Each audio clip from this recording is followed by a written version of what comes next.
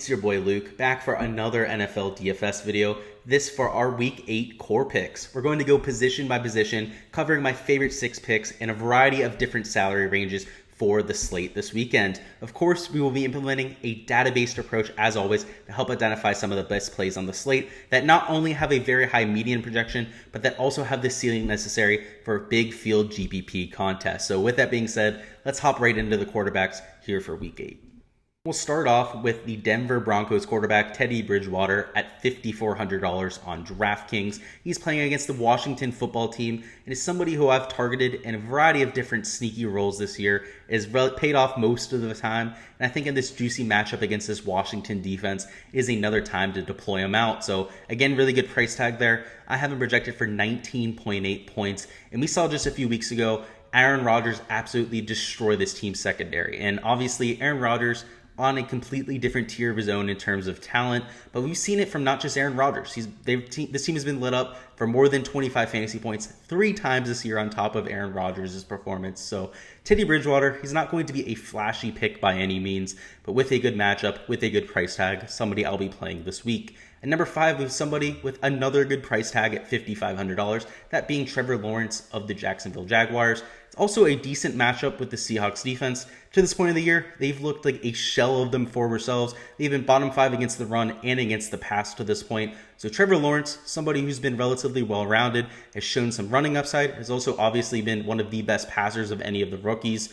At 20-point projection, I really like his upside here. Again, the Seahawks offense, not quite what it's been with Russell Wilson at the helm, so I kind of worry about the blowout risk here. I think the Jaguars are have a legit chance to go out and blow out the Seahawks.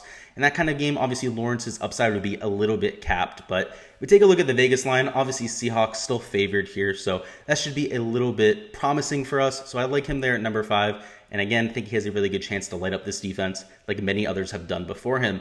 At number 4, we have Sam Darnold of the Panthers, somebody who got benched last week at the last of the game. Perhaps that lights a little bit of fire in his motivation. So again, a relatively cheap quarterback, somebody who we can use as a stacking option and still spend up at other positions. Also a really nice projection there at 20.7 points. This Falcons defense that he finds himself up against has given up plenty of large fantasy performances to this year. Hell, even Tua last week, somebody who's not known for his fantasy prowess, went out and had a very good week. So Sam Darnold, if he's going to rebound, is going to be in this type of situation. And if we take a look at his numbers from week 1 and week 2, had over 30 fantasy points projected between the two on average. So very solid fantasy scores when he gets it going down on the run. And again, it should be able to carve up this Atlanta Falcons defense. But now at number 3, we're starting to get into some of our favorite plays here at quarterback. And it's definitely a huge jump up in terms of talent.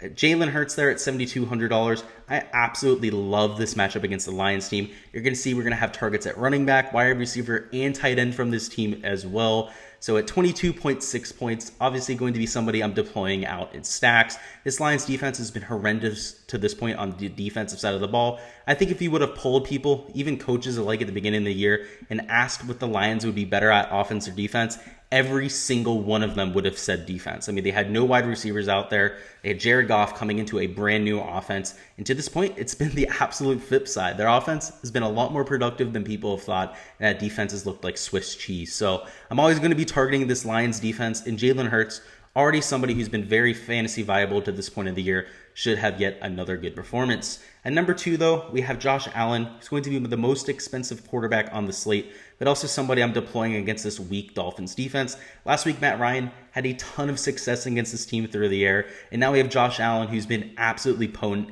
in every game except for the first week of the year against the Steelers. So 25.1 projected points. You're not going to beat that here on this slate. Obviously a costly stack. You're going to have to deal with Josh Allen's price tag there. But you have people like Cole Beasley you can match him up with. Sweeney, who's the starting tight end this week because Dawson Knox is out. Even potentially somebody like a Stephon Diggs, and create a reasonable price stack there. But for number 1, our best quarterback this week, that is going to be Matthew Stafford of the Rams. He has the best matchup of the entire slate against this Houston defense. Also, a relatively good price tag at $7,600. He could have very easily been priced up at $8,000 like somebody like Josh Allen, because if we take a look at his metrics to this point in the year, has been that type of quarterback. They've been throwing the ball an absolute crap ton out in LA. He's been extremely efficient. Obviously, Cooper Kupp, the #1 fantasy player in all of the NFL to this point of the year, regardless of position. So Matthew Stafford, always going to be somebody who's good to target if he's in that type of situation like he is out there in LA. So 24.4 point projection is higher in terms of point per dollar than somebody like Josh Allen. So that's why he finds himself there at #1. Also, that $500 decrease might not seem like much, but when you're trying to create a stack, it can be more than enough of a difference. You're dealing with some cheap options there for LA as well. People like Van Jefferson, you can go to the Tyler Higbee, or even a few other people that we might mention later on in the video. Don't want to spoil anything. And now getting into our top 6 running backs. First off, we're going to have Cordarrelle Patterson of the Atlanta Falcons, somebody who's obviously had a very surprising start to this year. I don't think anybody would have guessed he would have had this type of role for this team, but obviously makes a lot of sense. One of the most athletic players in the NFL, has extremely good speed, extremely good change of direction. So it's $6,200 in a decent matchup against this Panthers team. I do like him as a little bit of a run back for these Panthers stacks. So I have him projected right now for 18.2 points. Last week, he took over that #1 running back role and left no doubt about it. Had 15 carries, got plenty of targets out of the backfield. So if he's going to be getting 15 plus carries every game going forward, that is going to be massive for this guy. He's been seeing 8 plus targets in games. So he's going to be playing almost an Alvin Kamara role for this offense. And again, this is going to be a relatively high scoring game against the Panthers. I like the matchup. I like the type of production and usage that he's shown in these last few weeks. So that's why he makes this list. At #5, we have Antonio Gibson at $5,700.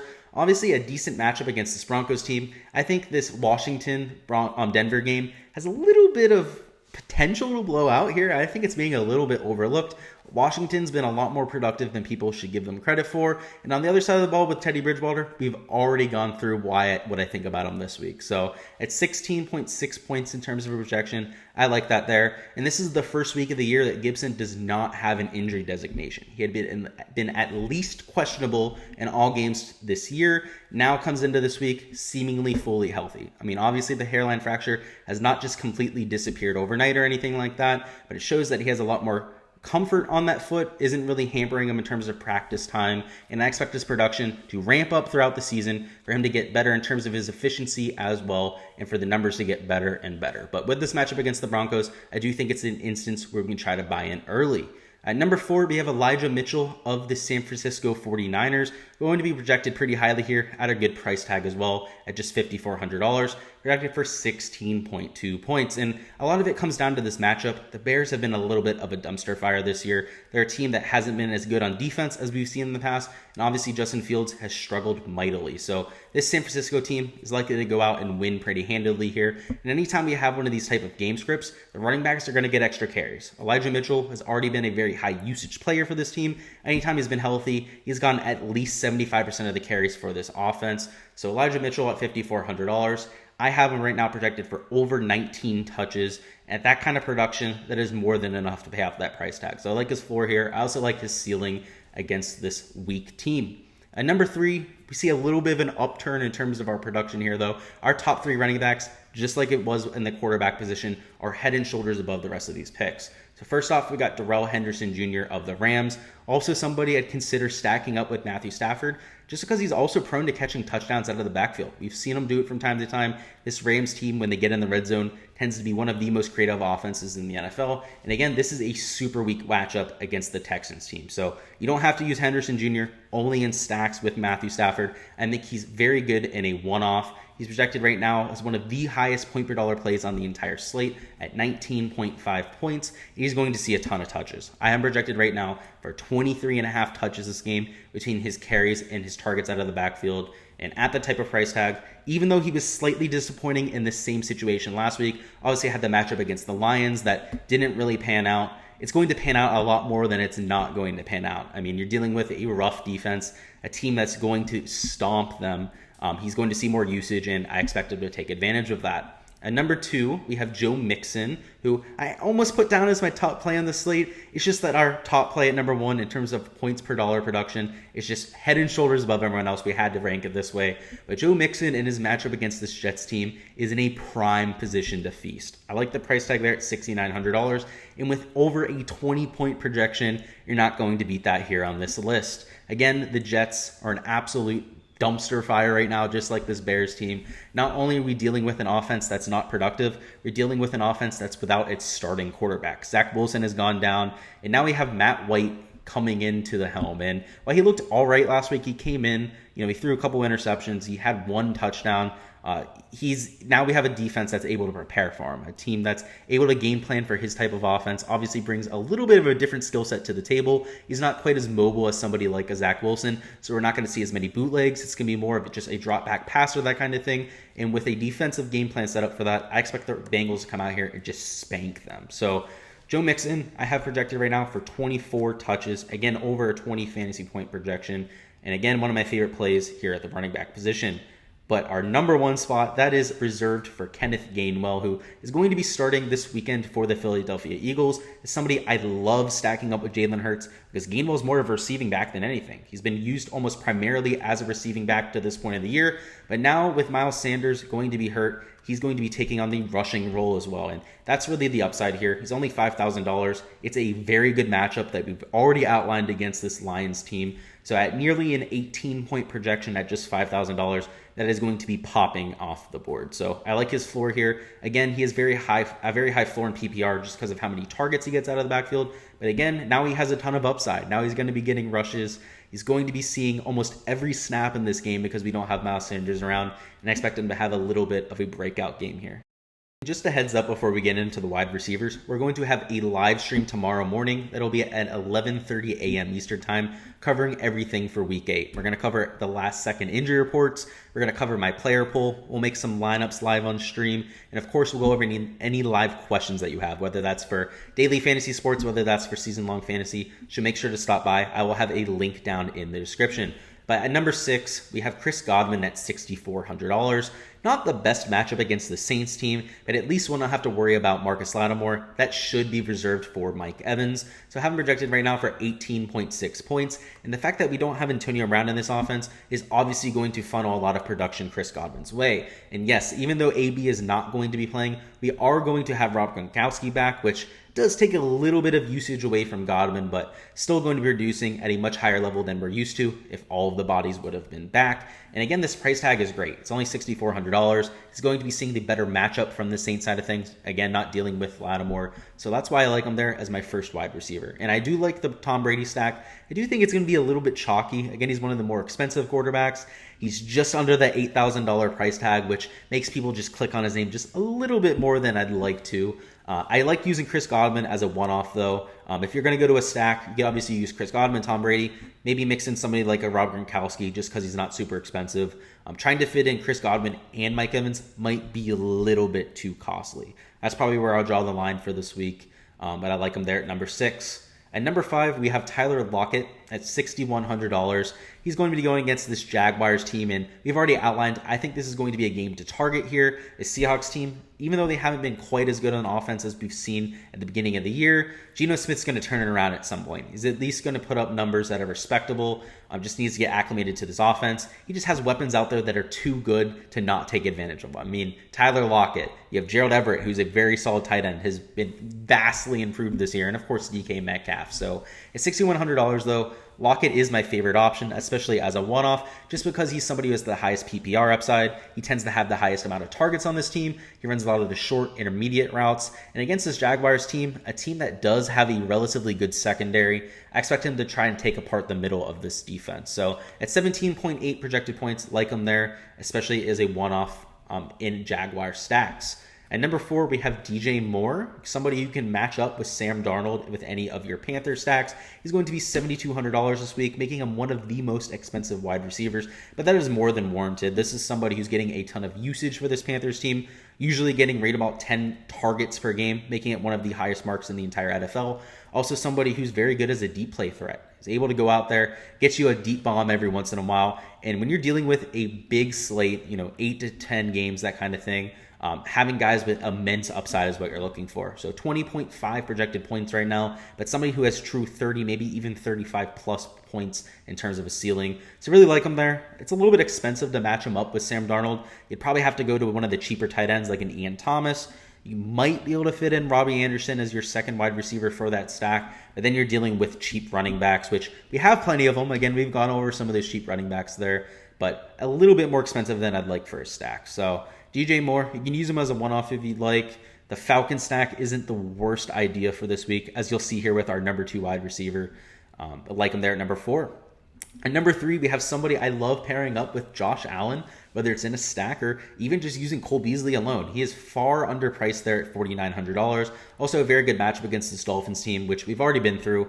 Dolphins have lit up tons of fantasy production just as recent as last week against Matt Ryan. So projected right now for 17.1 points. And again, at just $4,900, that is an absolute steal. So not even going to go into it more than that. He has very high PPR upside, going to see plenty of targets, and again, just vastly underpriced. At number 2, we have Calvin Ridley at $6,600. This Panthers-Falcons game, I love targeting. I mean, we've already been through it a couple times now. I'm not going to hit it over the head too much. But Calvin Ridley, much underpriced for this slate. Somebody who, if I told you week 1 he was going to be $6,600, you would be lock buttoning this guy. I mean, this guy was a borderline second-round pick this year in fantasy drafts. So at nearly a 20-point projection, I think this is a spot where he might break out for the first time this year. I mean, very talented, one of the best route runners in the NFL, and really what's held him back to this point in the year has been opposing defenses double teaming him. But now with the emergence of Zacchaeus, now with Kyle Pitts finally starting to separate himself as one of those best rookie players this year, Calvin Ridley's going to get more open looks. So really like his prospects to go out this week and have that first really boom performance of the year. But at number 1, our favorite wide receiver, it's relatively close between these top 2, but after this top 2, a huge drop-off. There's going to be Stephon Diggs at $8,100. Matching him up with a stack with Josh Allen is almost unaffordable. If there's a few value plays you really like on the slate, you can go ahead and do it. But using Stephon Diggs as a one-off, not a bad idea at all. I mean, this guy saw 12 targets last week. He saw 14 targets in week 1. It's been a little bit inconsistent between them, but a lot of that's been due to health. He's been somebody who's been questionable from time to time, dealing with a little bit of a hamstring injury. But now that he doesn't have an injury designation, he's going against this weak Dolphins secondary. I expect big things from him. He's somebody who's going to be outclass that secondary with size across the board. He's going to be able to outclass them with his route running, with his top end speed as well. And overall, with a projection of over 22 fantasy points, is an absolute smash play here. Nobody even touches his projection at these skill positions here. It makes him one of my favorite plays, period, on the entire slate. And now finally for our top 6 tight ends. At number 6, we have Tyler Higbee at $4,500. Somebody who I love using with Matthew Stafford in this week matchup against this Texans team at 12.8 projected points. It's not going to be popping off the board or anything. I don't think really anyone is at the tight end position this week. We don't have a lot of the top end targets this week at tight end, and even a lot of the value options that we've had over the last few weeks just aren't there anymore. We have people returning from injury, people that just haven't had the same role as we've seen in the past. So Tyler Higbee, even though he doesn't have a ton of massive upside, we've seen him have a few big games in the past, games where he's had 2 or 3 touchdowns. Not even with Matthew Stafford at this point. He hasn't even had that stealing game yet. Those have been with Jared Goff. And now seemingly he has an even higher potential to go out and do that. I mean, Matthew Stafford is just head and shoulders better than somebody like Jared Goff. So I think that ceiling game is coming eventually. You just want to be there for it. You got a relatively good price tag there at $4,500. And again, somebody who has a very high floor for this slate, which I like especially in cash contests. At number 5, we have Noah Fant at $4,900. He's playing against this Washington football team. Again, this game, a sneaky option to go out and be a little bit of a blowout option this week. Sorry, not blowout, a little bit of a shootout option this week. I think both these offenses are a little bit underrated. These defenses have also been a little bit more porous than we've seen in the past. So at 13.3 projected points, he's a little bit more upside than Tyler Higbee. And I think a lot of that just comes to his yards after catch ability. Noah's extremely athletic. Is somebody who's taken median games and turned them into 60, 70-yard touchdowns in the past. And I really like that kind of upside in a larger slate.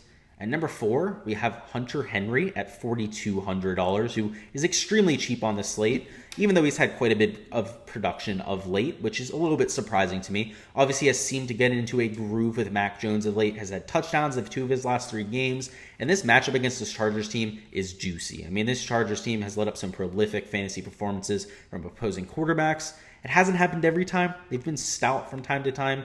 But Mac Jones, I don't think any people are really going to be on this game. This isn't going to be chalk by any means. You're dealing with probably sub 3% ownership on somebody like Henry, but somebody who I think has immense upside. Again, we've seen that report. We've seen him get plenty of targets. So like him there at $4,200. But now we have our jump up in talent. These last 3 picks here are head and shoulders above the rest of the people on this slate. First off with Rob Gronkowski at $4,600. Again, 3 or 4 weeks ago when he was in that groove, if I told you Gronk was going to be in that mid $4,000 range, you would be all over him. He's returning from injury this week.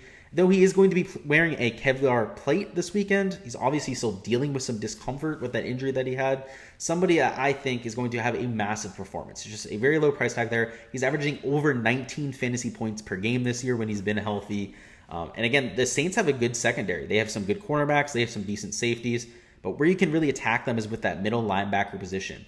Most of their linebackers are more tacklers than cover guys, if anything. And they typically try to use those outside linebackers, drop one of them or something to cover a tight end. And with Rob Gronkowski, typically in the end zone, it is not going to work out. So I really like him there at a 14.5 point projection. But now at number 2, we have Dallas Goedert at $4,700, and this is an obvious play. He's just vastly underpriced here. Obviously, he's not dealing with Zach Ertz stealing targets away from him, stealing snaps or anything like that. And again, this matchup against the Lions is one of the best on the entire slate. So if you're going to use Jalen Hurts, taking somebody like Goedert, who's a little bit underpriced on the slate as some salary relief, is a very good idea. Have him projected right now for 14.7 points, so doing decent in terms of a median projection, but again, has a very high ceiling. This guy has a ton of red zone usage, has been the highest used wide receiver on this team to this point of the year, and that's only going to increase with Ertz out of the equation. But now at number 1, we have TJ Hawkinson, who I've been on this year. He's had some big games to this point. He's had a few bad games. I think a lot of those bad games have been a result of injury. Has been a little bit gimpy from time to time, but now also sheds that injury tag. He's no longer on the injury report this week, which signifies that he's feeling a lot better. This matchup against the Eagles isn't ideal. The Eagles have been a little bit better on defense than we expected going into the year, but again, a game that I do expect to be a potential shootout. This Eagles side is going to have plenty of production against this defense, and if there's anybody on that team I want to use as a buyback, it is going to be Hawkinson. So at 15.9 projected points, has a relatively high floor. Don't just have to use him as a buyback though. He's my number 1 tight end on the slate. I like using him as a one-off as well. That is all I've got for the week 8 core picks here. Go ahead and let me know who your favorite stack is on this slate. Obviously for me, a few options I'm considering. The Josh Allen stack is a little bit expensive. Probably not one I'm going to have an absolute ton of. Really like the Jalen Hurts stack. Also a few of those cheaper stacks like the Teddy Bridgewater stack or Sam Darnold stack catching my eye as well. But go ahead and let me know who you've got down in the comments. I always love to get some debate going down there. And of course, I appreciate all of your support here on the channel. If you guys haven't already liked the video, if you haven't already gotten a chance to subscribe to the channel, make sure you guys go ahead and do so. I'm going to be posting even more NFL content throughout the week. We're going to have showdown content. We're going to have the live stream tomorrow morning that I mentioned before. And just a reminder, that's going to be at 11:30 a.m. Eastern time. We'll cover our player poll, everything like that. Make sure to subscribe, though, so you don't miss any of that. Anytime I post a video here, YouTube's able to show me who's watching, who's subscribed, and who's not. And most of you guys aren't subscribed. So I'm just worried that you guys, if you're enjoying the content, you're going to miss it coming out in the future. So make sure to subscribe so you don't miss any of that. But until then, until the live stream tomorrow morning, peace and good luck with all of your lineups.